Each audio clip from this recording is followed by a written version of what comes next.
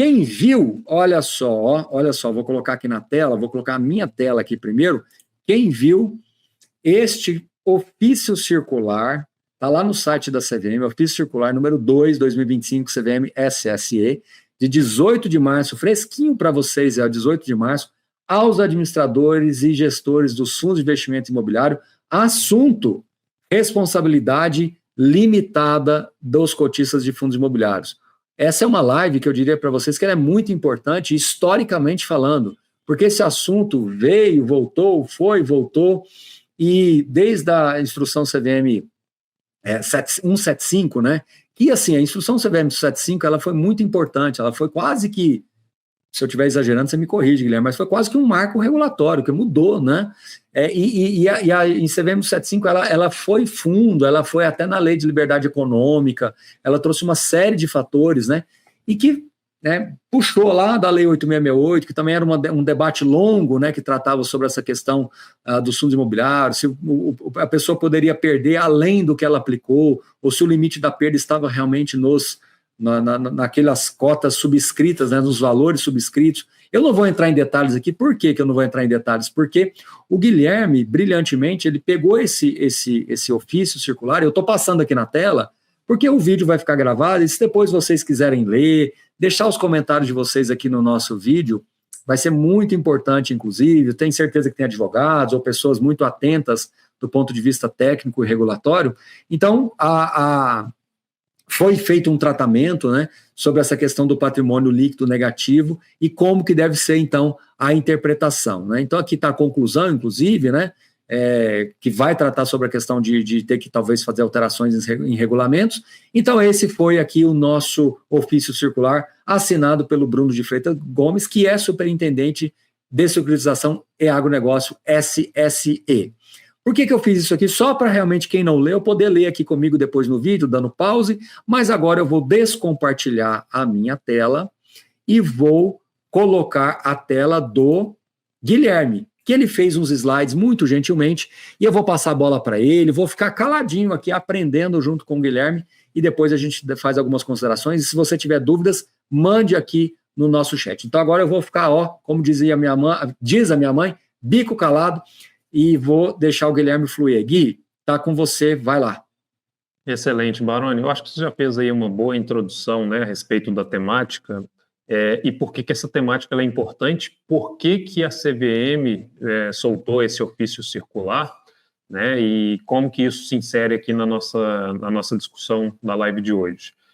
De uns tempos para cá, salvo engano, aí de uns 2, 3 anos para cá, e mais recentemente, né, de um ano para cá, a gente viu muitos debates acalorados até nas redes sociais, em canais no YouTube, especializados em falar sobre fundos imobiliários, uma discussão sobre essa figura da responsabilidade do cotista, né, porque a gente sabe muito bem qual que é essa figura, por exemplo, em fundos de investimento tradicionais, né, que estão ali alavancados e muitos cotistas são chamados para aportar mais recursos para cobrir um eventual patrimônio líquido negativo, né? Isso é até notícia nos veículos especializados de finanças, né, para fundos de investimentos tradicionais.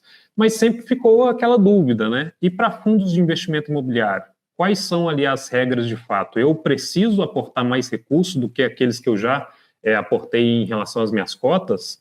Será que eu vou incorrer ali em um prejuízo adicional? Como que fica isso? Né? Nós temos legislações distintas falando em matérias, né, semelhantes, mas com entendimentos diferentes. O que prevalece? O que eu devo seguir?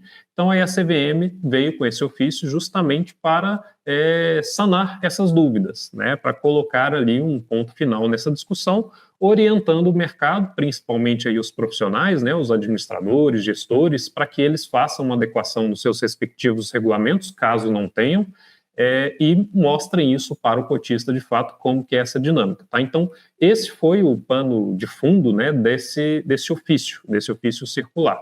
E aí, para a gente começar a nossa discussão, eu gosto de voltar, né, dar um passo atrás, que é justamente, você até comentou na Lei de Liberdade Econômica, que é a Lei 13.874 de 2019, que eu acho que ali foi o ponto de partida desse duplo entendimento. Por quê? Porque ela alterou o Código Civil. Ela chegou incluindo alguns artigos, né, mas aqui eu destaco o artigo 1368, que vai do A ao F, onde ela facultou a criação de fundos de investimento em geral, tá? Não apenas fundos de investimento imobiliário, com a limitação da responsabilidade de cada investidor ao valor das suas cotas. Aí aqui eu deixei o destaque, né, do 1368D, onde ele fala que o regulamento do fundo de investimento poderá, observado o disposto no regulamento em questão, determinar e estabelecer a limitação da responsabilidade de cada investidor ao valor das suas cotas. Então, a Lei da Liberdade Econômica, ela promoveu essa alteração do Código Civil,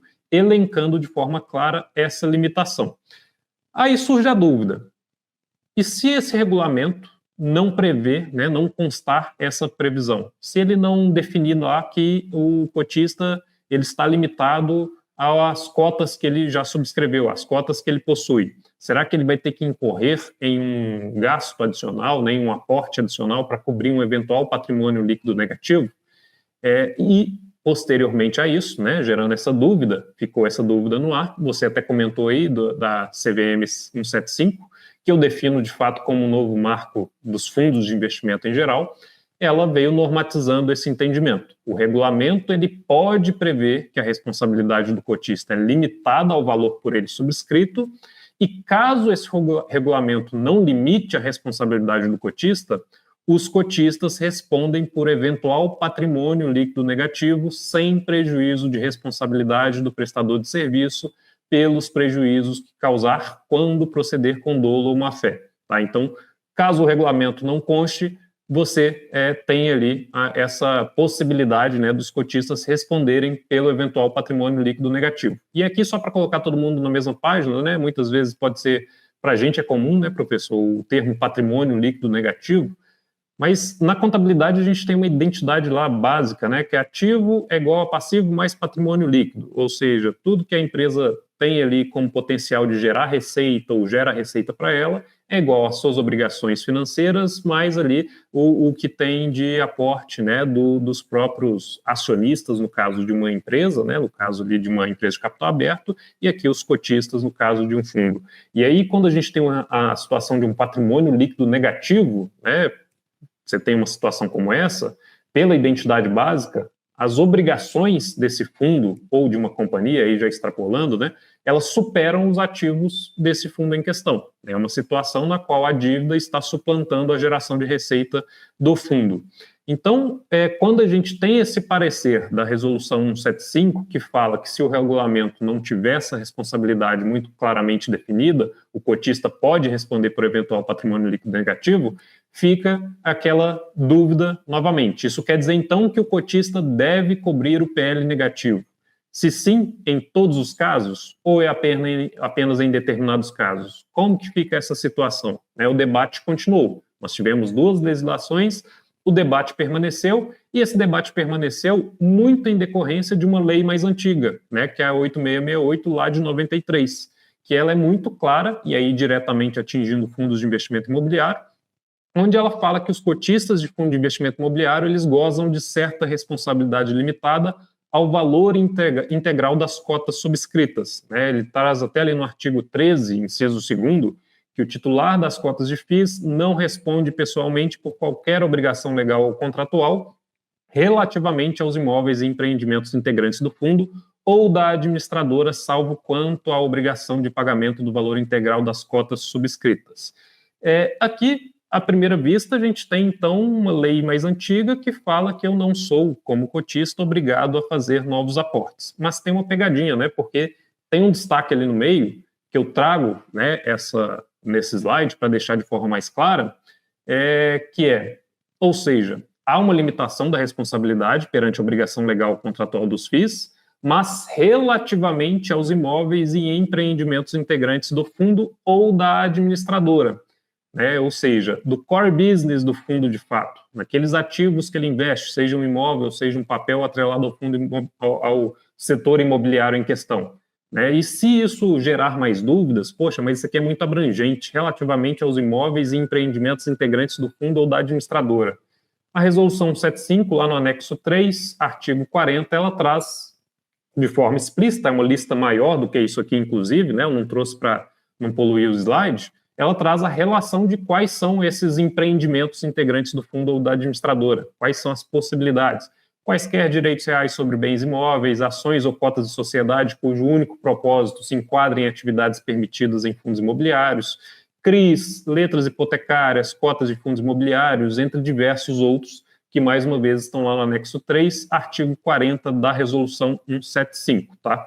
Então, há essa limitação da responsabilidade, mas exclusivamente em relação aos imóveis e empreendimentos integrantes do fundo ou da administradora. E aí veio o ofício, né, para esclarecer ainda mais esse apontamento. Apesar da 4668 já indicar que essa restrição era específica à atuação do fundo, né, aos imóveis, aos papéis relacionados ao segmento imobiliário, né, tem ali muito claramente definido, e a resolução 175 trazer isso também no seu anexo 3º, no anexo 3. Só uma pequena correção. Sim, desculpa te interromper, porque quando você foi falar, você falou 4668, só corrigindo 8668. É isso. Só para... Isso, é só para que às vezes a pessoa está estudando junto, procurar e não encontrar. Só... Perfeito. E aí veio o ofício circular do dia 18, né, 18, essa semana, terça-feira, se não me engano, onde ela fala que admite-se, contudo, a possibilidade de os cotistas serem chamados a aportar recursos nas hipóteses de ocorrência de patrimônio líquido negativo em função das obrigações contratuais e legais que não sejam relacionadas aos imóveis e empreendimentos investidos pelo fundo.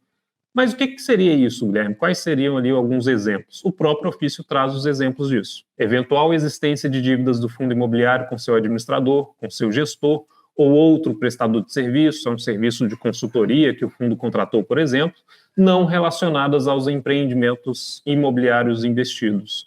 Ou seja, no fim do dia, existe essa possibilidade de chamamento aos cotistas para honrar com esse compromisso de um PL negativo, desde que esse compromisso não esteja relacionado aos bens, né, aos ativos imobiliários, a papéis do segmento imobiliário do fundo em questão. Se for ali serviços adicionais, né, ou serviços de apoio, serviços contratuais, legais, aí sim esse cotista tem essa previsibilidade de ser convocado a fazer esse aporte. Porém, isso aqui não fica aberto assim também não, tá? Para o fundo decidir, poxa, está com PL negativo, vou convocar o acionista. Não funciona muito assim, até porque nós temos todo um regramento por trás, né? Uma regra que a administradora e que a gestora devem seguir, que é: não há possibilidade dos regulamentos dos fundos imobiliários incluírem uma previsão genérica de que os cotistas podem ser chamados a aportar recursos nessas situações de patrimônio líquidos negativos. Ou seja, caso o fundo imobiliário ele seja constituído ali sob a forma condominial de responsabilidade ilimitada, o regulamento ele deve ser claro, né? Ele deve constar ali sobre a responsabilidade do cotista para além das cotas integralizadas, né? Então ele deve definir as situações que esse cotista pode ser convocado para realizar novos aportes para cobrir um eventual PL negativo. Então, ainda que nós tenhamos essa possibilidade do cotista ser convocado para fazer novos aportes, isso tem que estar claro nos regulamentos do fundo, né? Então, essa é um ponto também esclarecido aí pelo ofício circular número 2 de 2025. Então, assim, é um ofício bem curto, 2 páginas, para trazer um entendimento sobre essa discussão, né, que gerou aí muito debate, tem gerado muito debate ainda entre os investidores de fundos imobiliários. Vimos que a gente tem 3 legislações centrais aqui, né? Resolução 175, nós temos a Lei de 93 e a própria Lei da Liberdade, mas aí eu dou um peso maior para o Código Civil, né? A Lei da Liberdade alterou o Código Civil, que gerou essa discussão. E esse ofício eu acho legal porque ele traz um entendimento, né? Uma pacificação no mercado quanto a isso. Você usou a palavra que eu ia usar, pacificação. Tá? Agora vamos tentar falar, Guilherme, de um jeito mais dentro do aquilo que o investidor, em geral, entende. Então, vai me corrigindo aonde eu estiver errado. Em outras palavras, se o fundo ficar com patrimônio líquido negativo, né, mas a dívida relacionada for atinente à operação do fundo, o cotista não é chamado para aportar nada. Agora, em outras palavras, simplificando, se ele estiver devendo dinheiro para a taxa de gestão, para a taxa de administração, para a taxa de consultoria, para a taxa até dos órgãos reguladores, para advogados que estão ali dentro do fundo, essas taxas têm que ser pagas, né? Então, da atividade do fundo não precisa, mas da atividade administrativa do fundo precisa. Correto o meu raciocínio até aqui? Mais claro impossível. Acho que exatamente, você atingiu exatamente isso. Agora vamos avançar um pouquinho. Ou seja, para aqueles investidores que estão próximos, têm nas suas carteiras, aqueles fundos maiores, aqueles fundos, né, que têm condições de vender ativos, tem 10, 15, 20, 30 imóveis, um ativo vendido já seria suficiente para pagar bastante dessas taxas administrativas. Então, mesmo que esses fundos tenham uma alavancagem, né, que possa incomodar os investidores, essa alavancagem não seria suficiente para literalmente quebrar o fundo, uma vez que um imóvel sendo vendido seria suficiente para pagar essas atividades administrativas por bastante tempo. Ou seja, cada vez mais o mercado se guiando para fundos maiores, fundos que tenham condições de se manterem operantes, mesmo na situação hipercrítica. Confere também meu raciocínio? Exatamente, professor. Eu acho que aí está a importância de uma boa análise antes de realizar um investimento, né? Você saber onde está alocando seu patrimônio para que não incorra em situações adversas como essa. Beleza. Vamos mais um pouquinho agora. Fundos grandes que tenham ativos mobiliários líquidos na carteira de alguma forma, acaba sendo também um certo colchão, né, Guilherme? Porque vender uma atividade imobiliária é um pouco mais complexo, mas vender algum ativo, mesmo com desconto, mesmo com prejuízo, mas para evitar que se tenha chamada de capital, então aquele fundo que tenha na composição do seu portfólio alguns ativos líquidos, que seja CRIs, que seja LCIs, que seja outras cotas de fundos imobiliários, que seja, né, ativos, né, líquidos em geral, também se torna interessante de você compor dentro do raciocínio. Então o patrimônio líquido está negativo, mas você tem ativos líquidos, mesmo que o patrimônio líquido seja negativo, porque vamos lembrar, o que é patrimônio líquido? É ativo menos passivo. Se o ativo menos passivo der negativo, né, você tem esse problema. Mas se dentro do rol de ativos você tiver alguma liquidez, também evita-se essa chamada de capital. Está correto meu raciocínio também? Corretíssimo.